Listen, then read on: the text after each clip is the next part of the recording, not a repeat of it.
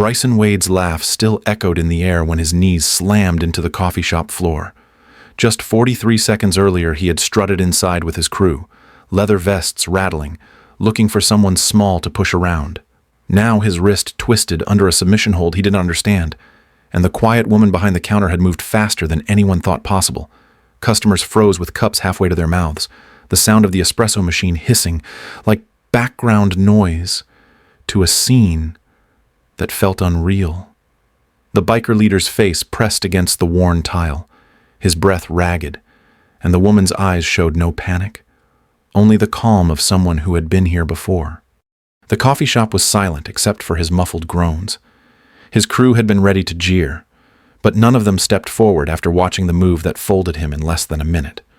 She let go with deliberate control, rising smoothly as he staggered back, holding his wrist like it still belonged to her. The scars on her forearm caught the light for a split second, pale lines running neat and parallel, not random and not new. Customers whispered guesses, but no one dared to interrupt the stillness that followed. She stood tall, breathing steady, her hand falling back to her side without tremor.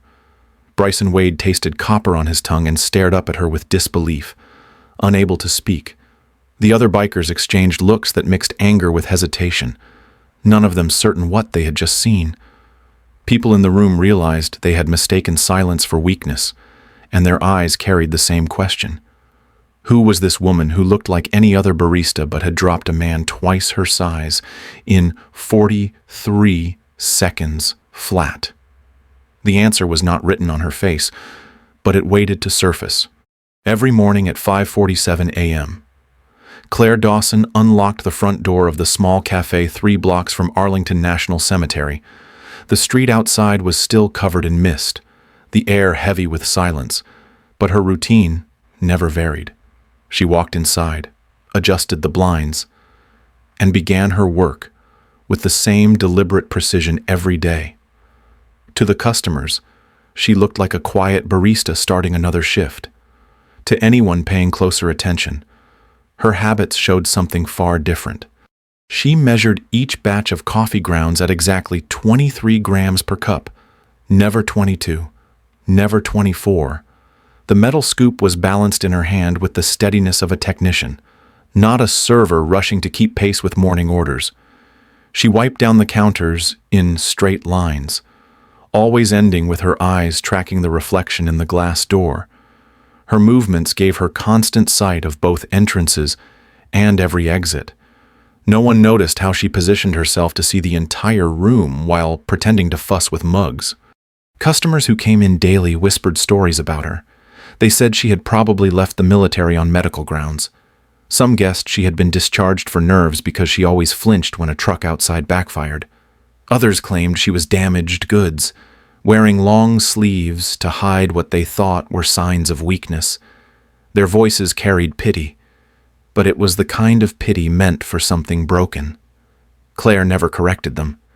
She kept pouring coffee, her expression unreadable, her steps as measured as her scoops.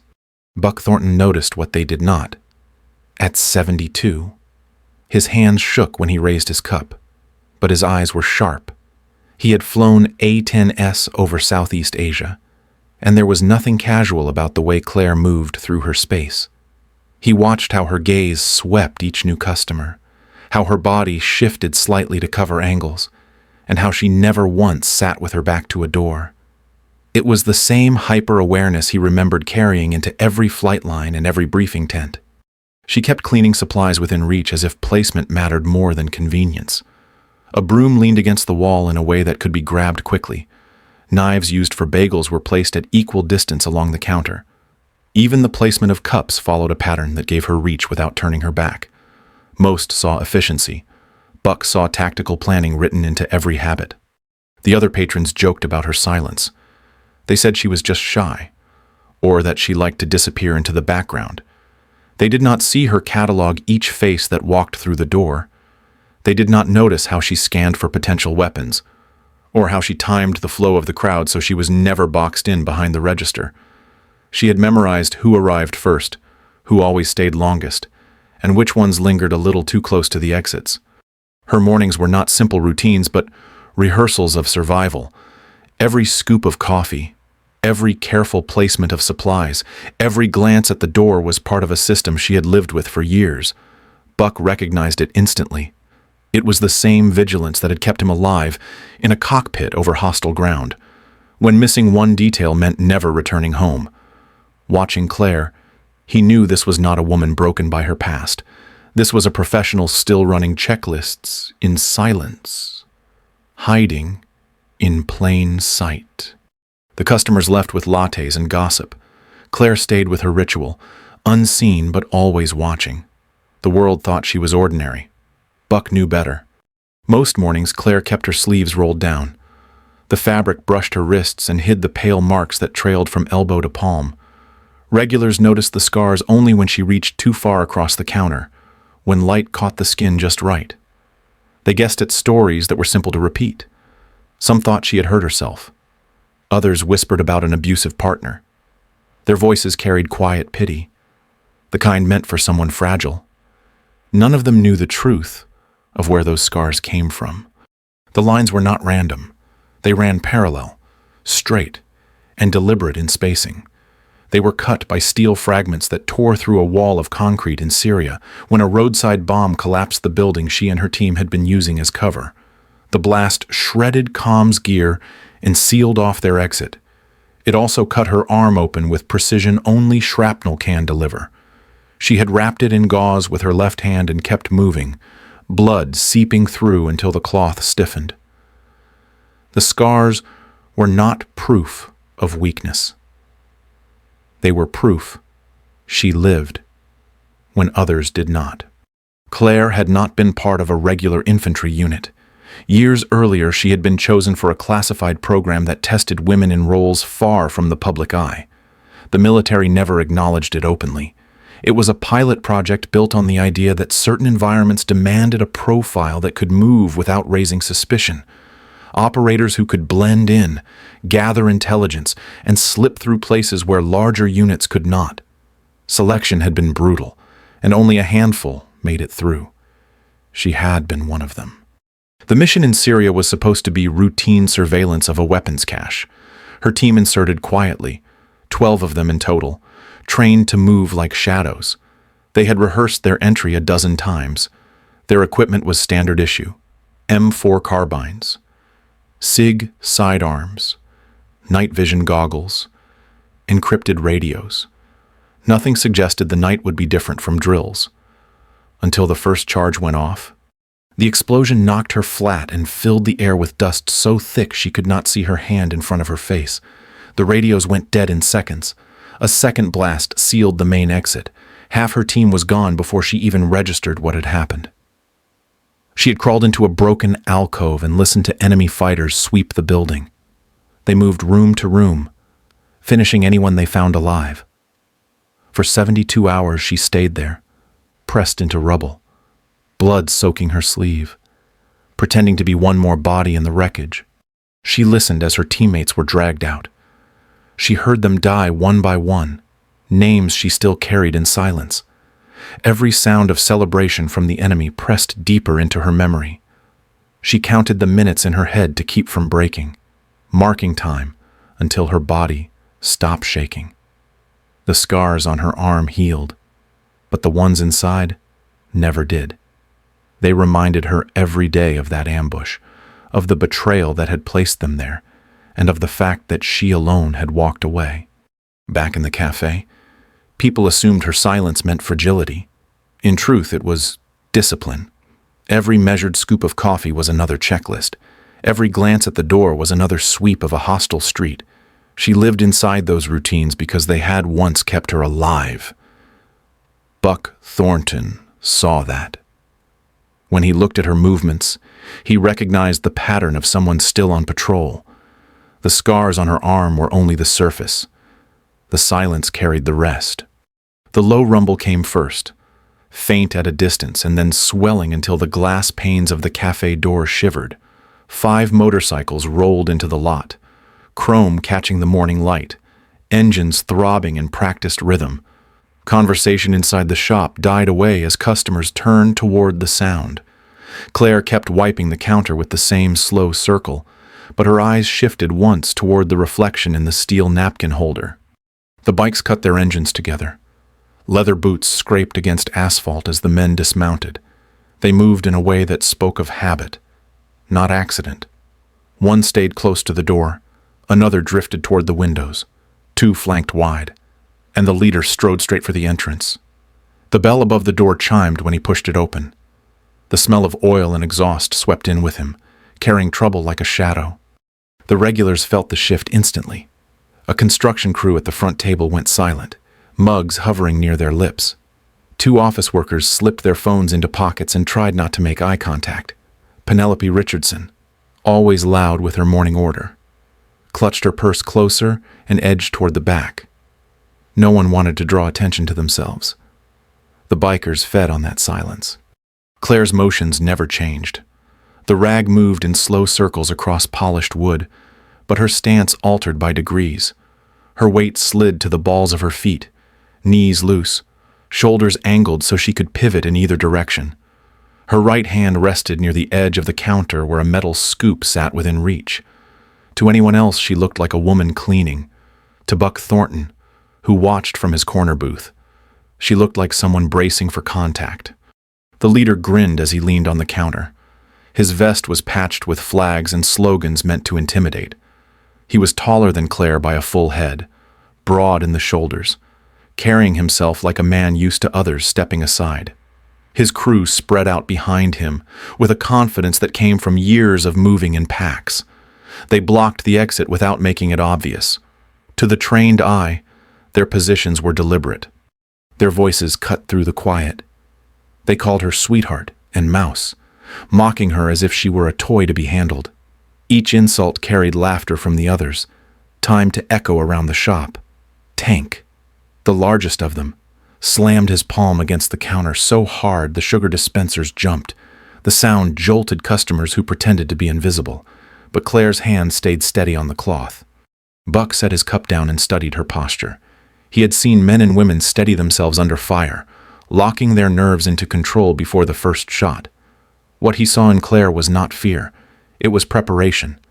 Every step the bikers took, every loud laugh they barked, was already being measured against exits, angles, and objects within reach. She was calm because she had been here in different forms before. The tension tightened with every second. The bikers wanted a reaction. The crowd waited for someone else to move. Claire kept wiping the same small circle, her eyes steady, her body set. Buck's chest tightened with recognition. He knew trouble when he saw it, and he knew she was ready. The room held its breath, not yet understanding that the woman they thought was fragile was preparing for a fight none of them could imagine. Claire set the rag down and lifted her eyes to the biker leader. Her voice was steady, flat, almost casual. She told him he and his crew had 60 seconds to walk out. The words hung in the air like a fuse. For a moment, no one moved. Then laughter erupted across the room. Customers chuckled nervously. The bikers roared with open amusement, and even Tank bent over clutching his sides. To them it sounded absurd, a small woman giving a countdown to men who lived off intimidation. The clock on the wall ticked over, its second hand loud in the silence between their laughter. Claire did not smile. She glanced once at the face of the clock and shifted her weight again, her body aligned as if every exit had already been measured. Buck Thornton's hand tightened on his cup.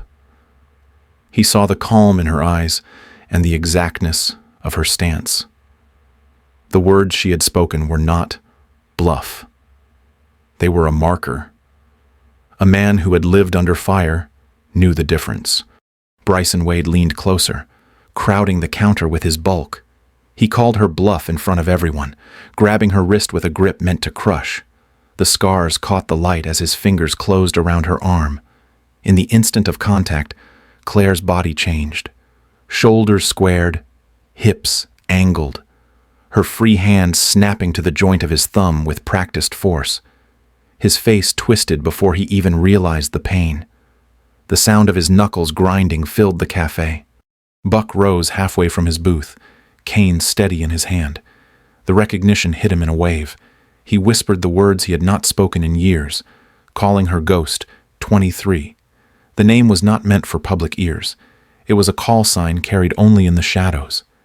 Tied to operations the world never knew. His voice cut through the laughter like a blade. The bikers froze, confusion in their eyes. Claire's mask slipped just enough for Buck to see the soldier beneath the barista. The countdown had never been a joke. It was a warning, delivered by someone who had once survived where no one else had.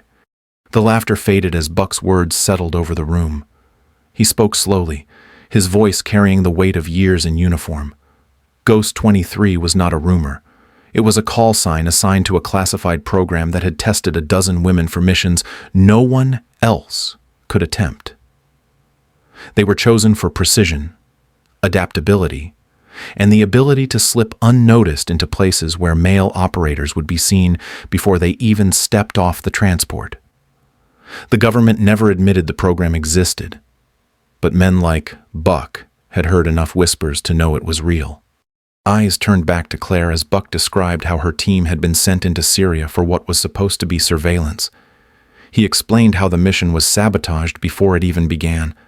She listened in silence, her jaw tight, before she finally spoke. She admitted the truth, with no drama, only the plain words of someone tired of hiding. She was the only one who walked out of that ambush alive. Her voice carried no pride, just the flat cadence of memory. The bikers shifted uneasily in their places. They had come to make sport of a woman they thought was weak, only to realize they were standing in front of a survivor whose scars told a story far harsher than their own. Respect began to replace the smirks on their faces. Even Bryson, still rubbing his wrist, avoided her eyes now.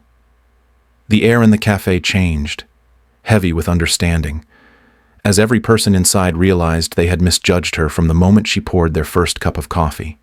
For the first time in years, Claire allowed her mask to slip. She looked up and met Buck's eyes, knowing he understood. The name Ghost 23 was more than a call sign. It was a gravestone for 11 teammates who never came home, a reminder she carried every day. The shop was silent, the weight of her past now visible to everyone, and the mockery that once filled the room had been replaced by something deeper. It was not pity. It was respect. The sound of tires crunching on gravel drew every eye to the window. A black sedan slid into the lot, too polished for the neighborhood, too deliberate in its approach. The engine cut, and the door opened with the precision of a practiced entrance. A tall man in a pressed uniform stepped out, silver hair trimmed, posture crisp, shoes shining as if he had stepped from a parade ground. His rank insignia caught the morning sun. To most, he looked like authority. To Buck Thornton, he looked like memory. Buck's jaw tightened as he leaned on his cane. He remembered the briefings years ago, the man at the front of the tent with slides and maps, the voice that carried certainty. Richard Sterling had been the officer who sold confidence in neat sentences while others carried the risk. Now, he stood outside a coffee shop, as if he owned it. Buck muttered the name under his breath, and Claire's eyes followed his gaze. Her body went rigid, recognition hardening her face before a single word left her mouth. She told them the truth in a voice stripped of hesitation. Sterling had not just coordinated missions. He had betrayed them. $40,000 funneled through cutouts and foreign hands in exchange for her team's position, their timeline, and their route home. 11 operators dead because one man valued greed over loyalty. The words cut the room open. Customers who had been silent now stared at Sterling as he walked toward the entrance, unaware that his crimes had already been spoken aloud. The bikers shifted uneasily, their earlier bravado evaporating. Even they understood betrayal when they heard it. The cafe felt like a pressure chamber, everyone waiting for what came next. Sterling paused at the door, adjusting his jacket, his smile measured. To him, it was a simple visit. To Claire, It was the face of the man who had condemned her team. The air was heavy with anger and disbelief. The twist was no longer hidden. The betrayal was standing in the doorway, wearing a uniform polished to hide the blood it had cost. Claire stood still behind the counter, her eyes fixed on Sterling as if the rest of the room had vanished. Then she turned slightly, her voice calm but edged with grief. She began to speak names, one at a time, each carried like a stone dropped into deep water. Jameson Rodriguez, Sarah Thompson, David Chang, Jennifer Washington. The shop fell so silent that even the hum of the espresso machine seemed distant. She kept going, her cadence steady, not rushing, not slowing. Michelle Moore, Patricia Jackson, Amanda Patel, Lisa Anderson, Nicole Murphy, Elizabeth Kim, Maria Davis, 11 names in total, spoken with the reverence of someone who had carried them for years. Her eyes did not close. She did not falter. The weight in her voice came from memory, not performance. To the people listening, the names were no longer anonymous. They were flesh and blood, each tied to a life cut short by betrayal. The bikers shifted uneasily, their earlier swagger gone. A construction worker lowered his head, and Penelope Richardson, once quick to gossip, held her phone higher to record without speaking. The live stream reached beyond the walls, spreading those names into homes and offices, turning the café into a place of testimony. No one dared interrupt. Even Sterling's confident expression cracked as the reality of each name pressed against him like a verdict. Claire's final word hung in the air, heavier than silence. She looked at the floor for a brief moment, then lifted her gaze back to the room. What had been a simple coffee shop only minutes before now felt like a courtroom where evidence had been laid bare. The customers understood. The bikers understood. Every person inside carried the same realization. These were not statistics. They were lives, stolen for $40,000, and the woman they had misjudged carried all of them with her, every single day. The wail of sirens cut through the silence, growing louder until two dark SUVs braked hard at the curb. Doors opened in sync, and a team of FBI agents stepped out, suits neat, badges displayed, movements crisp. They entered the cafe with professional calm, their eyes sweeping the room. Weapons holstered but hands ready. Authority had arrived, and even Sterling knew it. His confident mask cracked as agents moved toward him. Claire reached beneath the counter and retrieved a small flash drive sealed in a clear pouch. She handed it to the lead agent without flourish. Inside was the evidence she had been gathering for years: bank transfers, encrypted messages, and timestamps proving Sterling's betrayal. The agent accepted it with a nod, already signaling to his partner to log it as chain of custody. Sterling began to protest, claiming fabrication, stress, and paranoia. His words fell flat. The agents had seen enough. Handcuffs clicked around his wrists.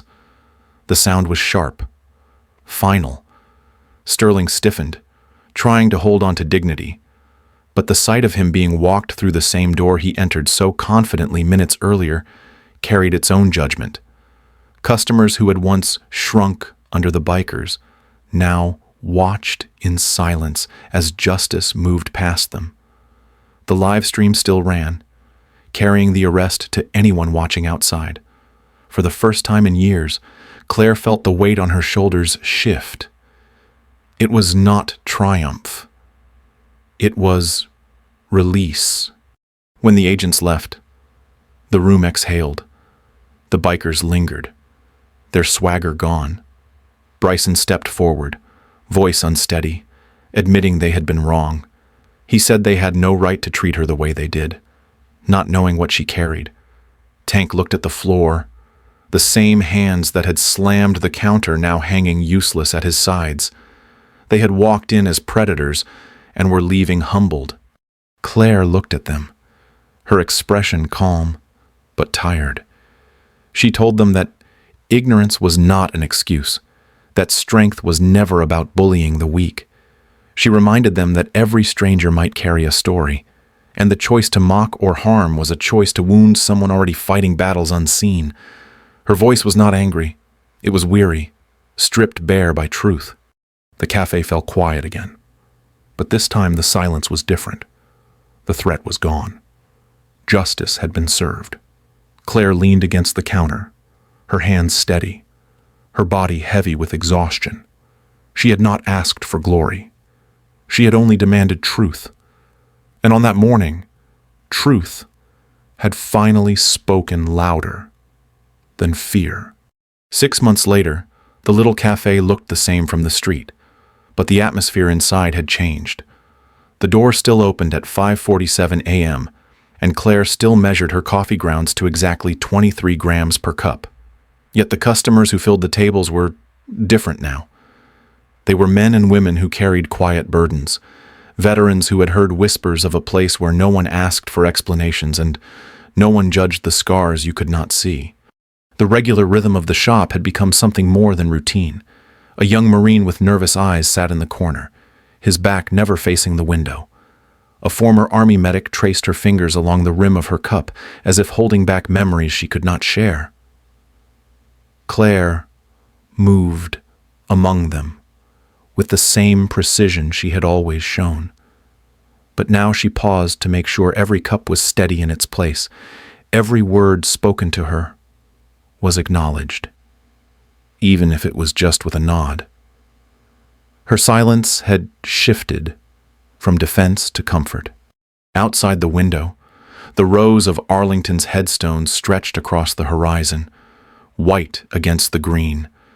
The cemetery was a constant reminder of what had been lost, but for those inside the cafe, it was also a reminder of connection. Each morning, mist rolled in from that ground, carrying weight and memory. Claire's eyes often drifted toward Section 60, the resting place of the most recent fallen. But when she turned back, she poured with steady hands. Her work was not about forgetting. It was about honoring. The bikers never returned to cause trouble, but word spread that some of them came by on quiet afternoons. Not to intimidate, but to sit and listen. Buck still held his corner booth, his hands less steady than before, but his gaze softer. The cafe had become a sanctuary, a way station where those who carried invisible wounds found a place to breathe. Claire had not sought leadership, yet her presence set the tone. She reminded them that survival could be more than endurance. It could be purpose.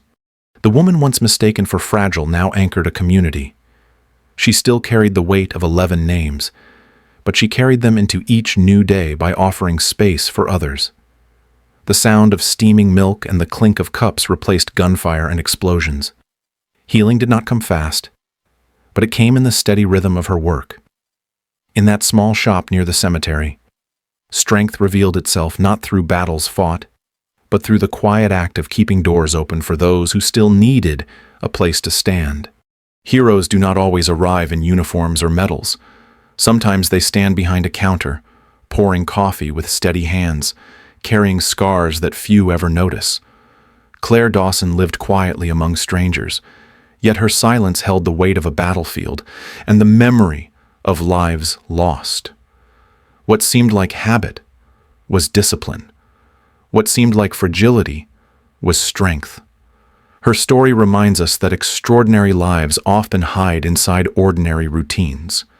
The lesson is simple, but powerful. We walk past people every day who may have endured more than we can imagine. They do not ask for recognition, yet their presence shapes the world around us. The cafe near Arlington became a sanctuary because one woman chose to keep moving forward, not for herself, but for others. That is what courage often looks like. As you think about her story, ask yourself if you have ever met someone who seemed ordinary at first, but revealed something extraordinary when it mattered. Share those moments, because remembering them is part of honoring them. Real strength rarely announces itself. It waits quietly, ready, when the world needs it most.